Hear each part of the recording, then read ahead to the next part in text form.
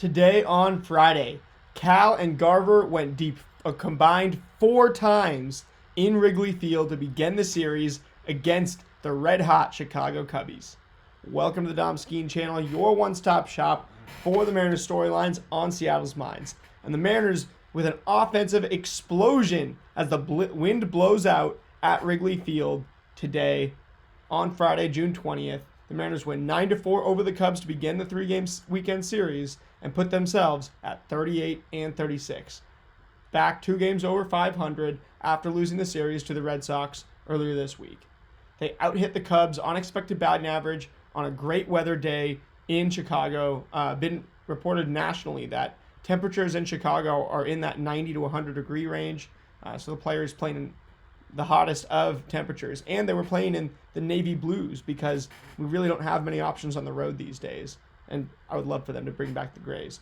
But anyway, out-hitting the Cubs' unexpected batting average 302 to 283, out-hitting the Cubs 13-9, and outscoring them 9-4. You went down at several points of this game and had to show a lot of resiliency against one of the top offenses in baseball, one of the better defenses, and a pretty good former Mariner on the mound. Former Eastside Catholic Crusader Matthew Boyd was on the mound for the Cubs today. He ends up going 5 innings, allowing 2 earned runs on 2 hits, 6 strikeouts to 2 walks, 1 homer, and that was one of Cal's first home run. We also had catchers on our roster get 3 homers off the bullpen. But obviously the leading story today being the 4 homers that our catchers hit. And Mitch Garver coming into today with 0 homers against a pitcher this year. That's right. He had 1 homer coming into this game in 74 games, which he hasn't appeared in every single one of them, but still.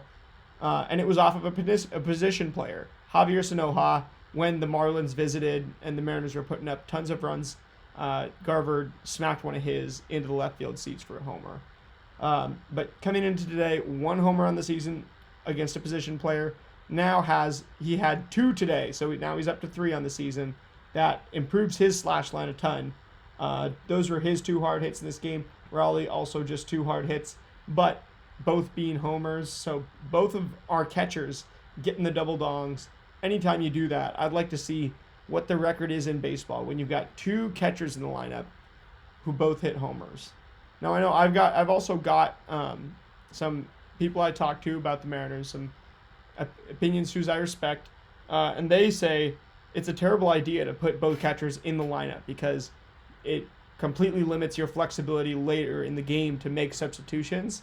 And if you don't have a backup catcher on the bench, and then you can't really sub out your catcher who's either playing the field or DHing, because if you need to sub out the catcher who's catching at the plate, say he has an injury or whatever happens, you've got to bring somebody in. So unless you can bring in Garver, if Raleigh were to get injured and the Mariners had already taken out Garver in a game, they would be in a tricky spot. The emergency catcher was Leo Rivas. I don't even know who it is as of today.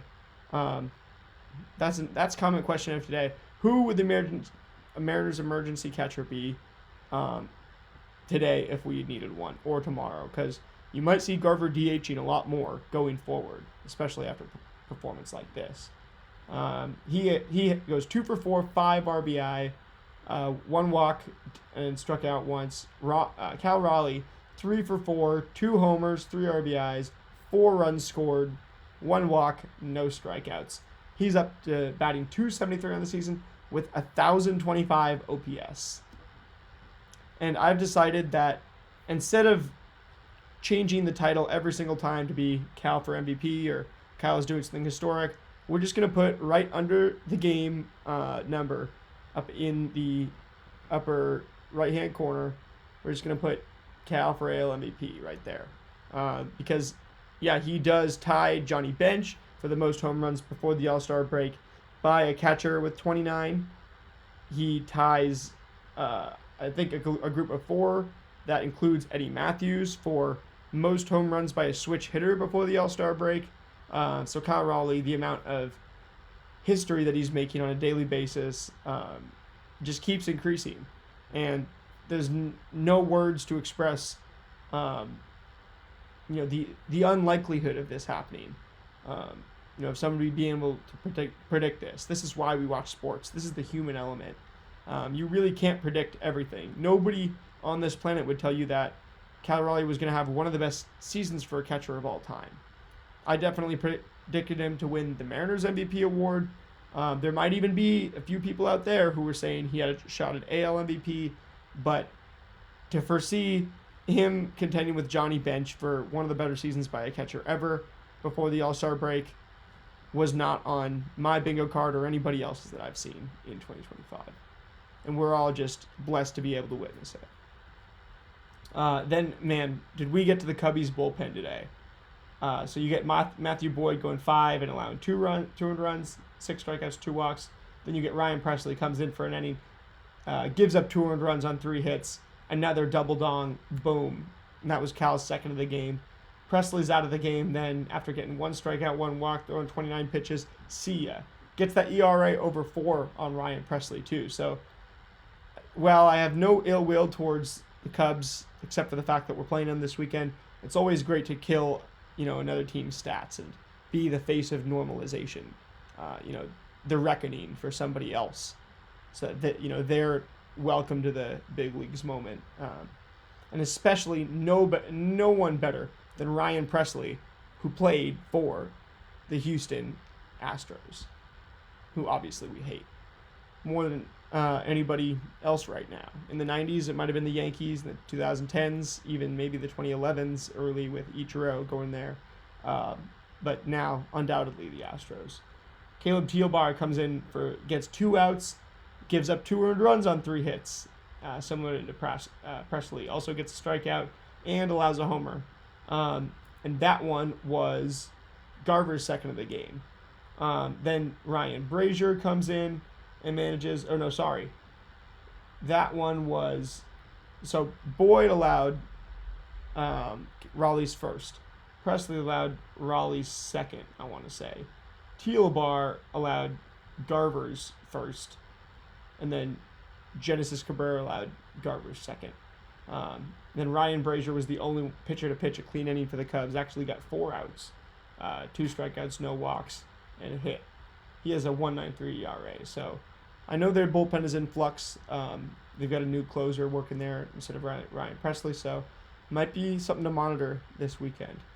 But getting into Kirby's line today.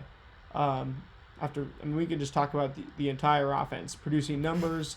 I can read this box score as much as we want, but really looking at what happened, you've got Kirby going 5 innings, allowing 4 earned runs on 7 hits, 2 homers, 1 in the first inning, a solo shot to Ian Happ to lead off the game, and then 1 coming from the 9-hitter in the lineup, Reese McGuire, who got the better of 1 that really got caught by the wind and sailed into the seats. So Kirby, again, not having a great outing, was hit hard a number of times. And bizarrely enough, he walked somebody again. Only struck out 3, walked 1, 2 homers allowed. Doesn't get the quality start, obviously, doesn't go long enough or keep runs off the board. And he's up to a 6.16 ERA. So there is the possibility that we bring one of our options back and give Kirby another spell in Tacoma. I've heard a lot of grumblings around the stadium about Kirby not being ready to come back and needing another appearance or 2 in Tacoma, even though the velocity was there. I don't know. It's something where the coaches, the humans on this team have to talk to George Kirby and see what's up with him, as a human. Because obviously, in terms of baseball skill, I doubt that his command and control was altered so much by, the injury and the prevention matters, of shutting him down for a little while. It could just be, it's definitely more likely that it's a mental thing, or it's just getting in a rhythm physically, timing, things like that. And there's also the low possibility that he's tipping his pitches.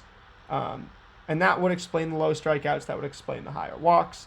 So if we hear about that in the next few weeks, I wouldn't be surprised either. But it would be great if we could find a better explanation than wait and see with George, or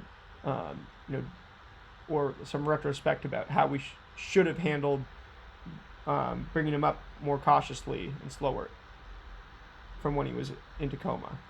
The best thing you can do now is wait and see if he regains it, and then talk to the human being and see if there's anything that he needs to get in rhythm. And this lineup definitely could use some help in terms of batting average. You just don't have that many guys. You only have 3 guys in the lineup above 250 right now, even after today's game, and that's the top 3 hitters in the lineup. So batting average can be a problem, but I don't anticipate it being a problem this weekend at Wrigley. With that extremely narrow foul line and wall in right field, the ball flying, the high temperatures, and the wind blowing out, as well as the wind and the sun making it hard to track fly balls. Could even get stuck in the ivy and give you an inside the park homer. But anyway, we looked at a few things there. The last thing I want to look at, George Kirby's pitch mix. He only gets 5 swinging strikes on 85 pitches. And that's probably the most worrying thing of all, is that he's not deceptive. If the hitters are not deceived by his slider, only getting 2 swinging strikes on 26 of them, no swinging strikes on the sinker on 22, 2 on 18 four-seamers, 1 on 13 knuckle curves, none on 6 changeups, and the average exit velocities are pretty average. Nothing really to report, right at 91.4, right next to average, but there's just not a lot going great in this profile, whereas there always has been before. And it's extremely unlikely that that's due to shutting him down for a little bit. So with this, my new hypothesis is just going to be that he's tipping his pitches, and I'm going to have to watch that a lot harder this next time out, because I didn't even realize, I didn't even consider that possibility until now. But it just checks out with the low strikeouts, the high walk rates. So George Kirby might be tipping his pitches. Cal Raley and Mitch Garver doing this is going to win you any ball game, or at least give you a great chance to, when your catchers hit multiple home runs each. And then, the one more thing to talk about is that Rowdy Tellez was DFA'd this morning by the Seattle Mariners, as Luke Raley finally rejoined the team today. Rowdy Tellez been a central part of this offense. Been hitting in that 6 hole a lot for the Mariners, in the middle of the lineup. But he's been striking out a ton as of late. He has not adjusted the breaking ball as well. He is kind of like a poor man's Eugenio Suarez on offense, without anything more than below average defensive capabilities at first base. He strikes out a ton. He does hit for power when he connects, but it's just too few and far between, excuse me. And Donovan Solano is a right-hander. He provides more in that regard. Also has his batting average up to 221 after a 3-for-4 performance today. So even if Rowdy Tellez getting DFA'd made a few fans uneasy because he's had some big moments, and he has been the favored 6-hole hitter at times this spring, as well as first baseman and DH, and left-handed side of that platoon, Donovan Solano and Luke Raley made you feel really good about that decision today. As Raley comes into the lineup, pinch hitting, gets 3 at bats here, gets a double, right into the gap, right into the power alley, and only he strikes out once, but gets some good at bats, gets a double. He actually also had a great diving catch in right field. So, and then Donovan Solano also had 2 unassisted double plays to add on to his 3-for-4 performance at the dish. So, or at the plate. So, also only struck out once, walked once, and did get an RBI. I think our second of the game, our first non-long ball RBI of the game. Our only non-long ball RBI of the game, Cole Young, Ben Williamson, young guys providing a lot of grit at the bottom of the order. Just want to tip my cap to them, even when they're striking out and not getting hits on a day like today. And Ben Williamson with a great play to end the game from third base, dives, or almost has to dive, but extends and makes a really athletic play.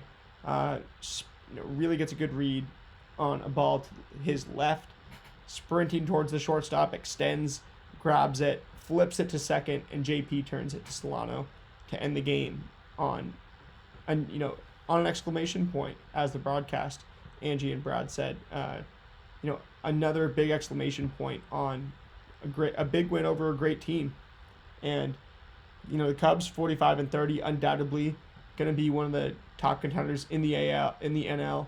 A team that in the playoffs, it's clear that their goal is to really do something this year. Us, we're right around 500, but we've been neck and neck with them at points this season too.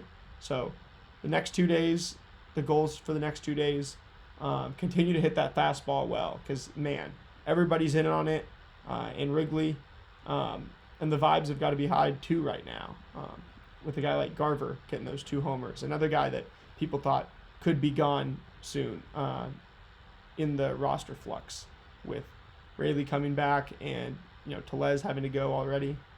Then looking at tomorrow's probable starters, we've got Hancock and Cade Horton. Emerson Hancock doing a lot of good things as of late.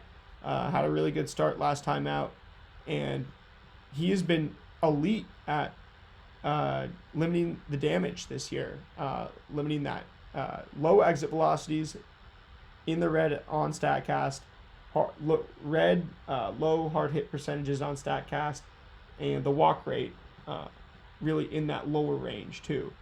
On the other hand, the expected stats against for Emerson Hancock are not very good. Not a great xWOBA, xBA, or xSlug against. Pretty high averages on all those, and then a 17.2% strikeout rate is not very high either. Whereas Cade Horton, also not a very high strikeout rate, around the same at 19%.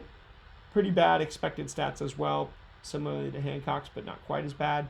And then he has the thing about him is that he has an elite walk rate at just 5.2%, better than Hancock's 8 by even a large margin.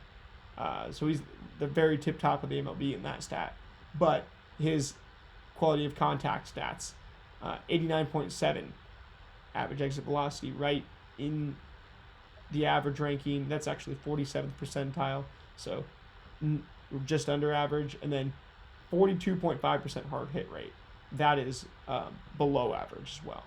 So as long as the Mariners can hit him hard and get some runners on base, that's the big weaknesses for Cade Horton. He's also a guy who throws a four-seamer 51.3% of the time, mixes in a change, a curve, and a sinker a little bit. But if you get 51% four-seamers, especially in the environment that we saw today, where it's hot, the wind's blowing out in Wrigley Field, you've got to like your chances as the Mariners. And then for Hancock, you're going up against one of the top lineups in baseball in a treacherous environment. Limit the damage, and we're really going to see him get the best test of his skill set, of his newfound skill set that he's riding with for now, although he's been inconsistent with his changing up his skill set. We're going to see this one put to the test, the latest one put to the test, tomorrow for sure. So I'll see you guys back tomorrow to recap tomorrow's game. With that being said, go M's and Cal for AL MVP.